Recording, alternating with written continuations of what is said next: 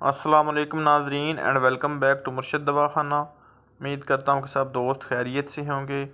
हमारी आज की वीडियो का टॉपिक अठरा के हवाले से है।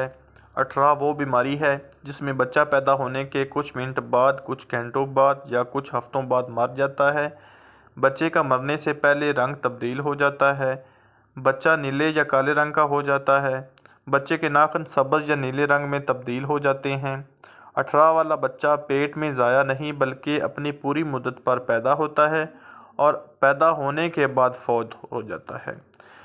जिन औरतों के बच्चे 1 माह, 2 माह या 3 माह या 5 माह बाद ज़ाया हो जाते हैं, उनको अठरा नहीं बल्कि अस्काते अमल का मसला होता है, जिसकी कई वजूहात हैं। अठरा क्या चीज़ है? ना तो ये साए का मसला है, ना ही जादू।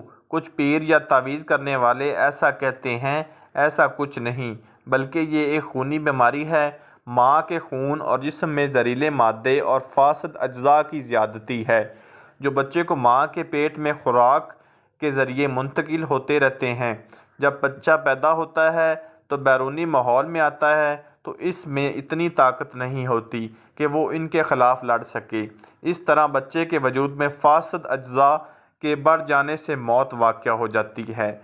एक और भी वजह है माँ के दूध का कड़वापन, जो इन्हीं जहरीले अज्जा की वजह से होता है।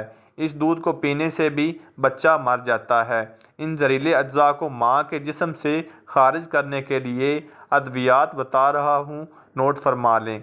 100% कामयाब अठरा के लिए देसी नुस्खा है। जहर मैरा खताई 5 तोला या हस्बे ज़रूरत ले लें। इसे बारीक पाउडर की तरह कर लें। कम अज़ कम 4 घंटे रगड़ाई करें।